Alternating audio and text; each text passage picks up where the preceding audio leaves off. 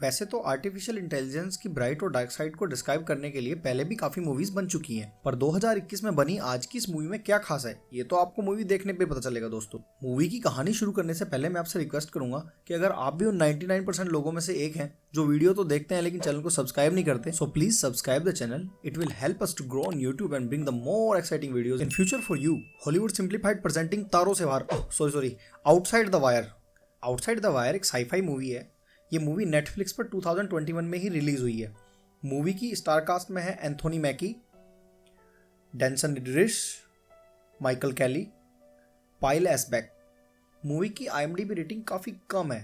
मेरे हिसाब से इस मूवी की रेटिंग 6 के पार तो होनी ही चाहिए, जबकि इस मूवी की IMDb रेटिंग केवल 5.4 है। दोस्तों, ये कहानी फ्यूचर की है जहां साल हो चला है 2036। मूवी की कहानी शुरू होती है यूक्रेन से, जहां रशियन विद्रोहियों और यूक्रेन के नागरिकों के बीच सिविल वॉर चल रही है। और इस टकराव को रोकने के लिए और यूक्रेन में शांति बहाल करने के लिए यूएस ने अपनी फोर्सेस को तैनात किया हुआ है। मूवी की शुरुआत होती है एक मिलिट्री ऑपरेशन से, जहां यूएस मरीन्स और रोबोटिक सोल्जर्स, जिनको गम्स भी कहा जाता है, उनके और रशियन विद्रोहियों के बीच जमकर गोलीबारी हो रही होती है। पर यूएस मरीन के 2 सोल्जर्स चारों ओर से रशियन विद्रोहियों से घिर जाते हैं और काफी मशक्कत के बाद भी वो लोग वहां से निकल नहीं पाते। साथ ही वहां एक एनिमी लॉन्चर आ जाने की वजह से बाकी सोल्जर्स की जान पर भी खतरा बढ़ जाता है। यहाँ पर फर्स्ट लेफ्टिनेंट हार्प, जो कि एक ड्रोन पायलट है, वो इस पूरे मिशन को असिस्ट कर रहा होता है। वो अपने सीनियर्स के मिसाइल न चलाने के ऑर्डर को रिफ्यूज करते हुए हेलफायर मिसाइल एनिमी लॉन्चर पर दाग देता है, जिसके चलते एक और 38 मरीन सोल्जर्स की जान तो बच जाती है, पर दूसरी ओर 2 मरीन सोल्जर्स इस हमले में मारे जाते हैं, जिसके चलते यूएस मरीन्स के हायर ऑफिशियल्स हार्प को अपने कमांडिंग ऑफिसर का ऑर्डर फॉलो ना करने की गलती पर कोर्ट मार्शल करने के बजाय पनिशमेंट के तौर पर फील्ड ट्रेनिंग के लिए कैंप नैथानियल भेज देते हैं। कैंप नैथानियल यूक्रेन में यूएस मरीन्स का बेस होता है, जहां पर पहुंचकर हार्प को कैप्टन लियो को रिपोर्ट करना है। हार्प कैंप पहुंचता है, जहां उसे ह्यूमन सोल्जर्स के साथ साथ गम्स भी मिलते हैं, जो काफी मुस्तैदी से अपनी ड्यूटी कर रहे हैं। हार्प यहाँ कैप्टन लियो के बारे में पूछते पूछते कर्नल एकहार्ट तक पहुंचता है, जो उसे बोलते हैं कि उस पर 2 सोल्जर्स की डेथ का दाग है, जो जीवन में कभी भी नहीं धुलेगा, और उसकी यहाँ पर की गई पोस्टिंग एक सजा है। हार्प से ये सब कहने के बाद कर्नल एकहार्ट लियो का पता बता देते हैं। साथ ही उसे ये भी बोलते हैं कि लियो हम जैसा नहीं है। दोस्तों, कैप्टन लियो इस मूवी का सबसे इंटरेस्टिंग कैरेक्टर है, क्योंकि वो इंसान है ही नहीं।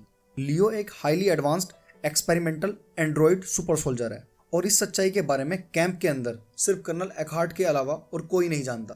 हार्प कैप्टन लियो को रिपोर्ट करता है, जहां कैप्टन लियो किसी नए मिशन पर जाने के लिए रेडी हैं, और वो जैसे हार्प का आने का वेट कर रहे थे।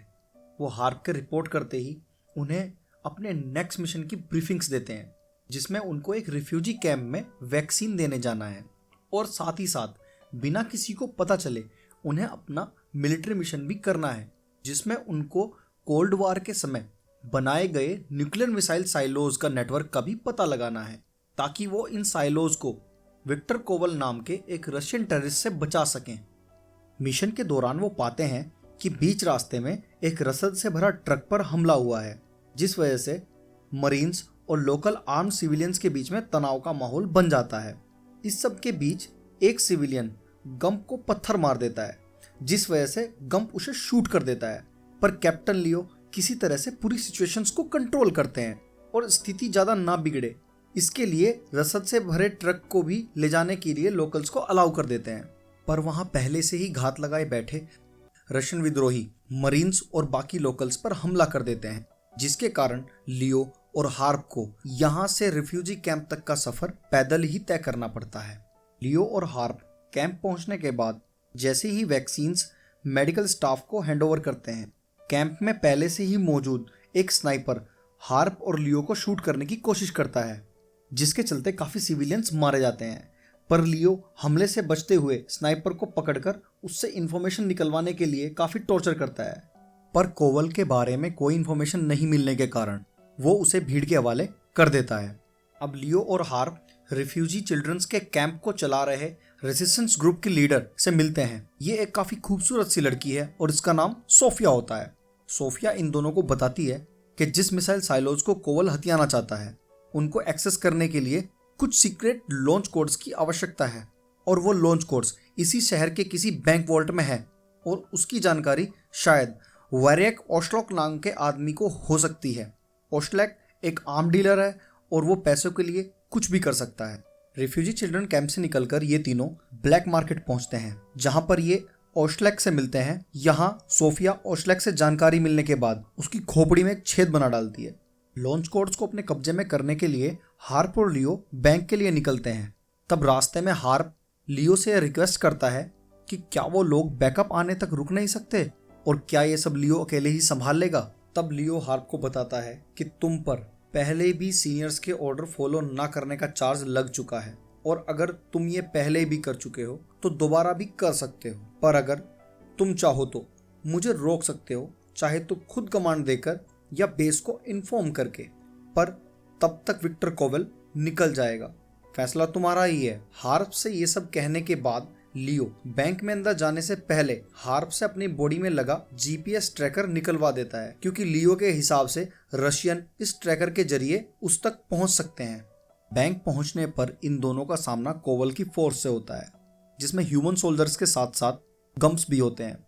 यहाँ पर हार्प बैंक में फंसे सिविलियंस को निकालता है, वहीं दूसरी ओर लियो रशियन इंसर्जेंट्स और गम्स की धज्जियां उड़ाते हुए काफी मशक्कत के बाद न्यूक्लियर लॉन्च कोड्स को हासिल कर लेता है, पर कोवल यहाँ मौजूद नहीं होता। हार्प कर्नल एकार्ट से मदद मांगता है तो कर्नल हार्प को वहां से तुरंत निकलने की सलाह देते हैं, क्योंकि कर्नल बैंक पर ड्रोन के द्वारा एक मिसाइल दाग चुके हैं।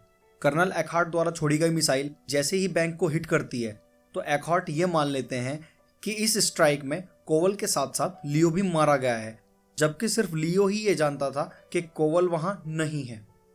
इसके बाद लियो हार्प को अपने साथ लेकर वहां से निकलता है।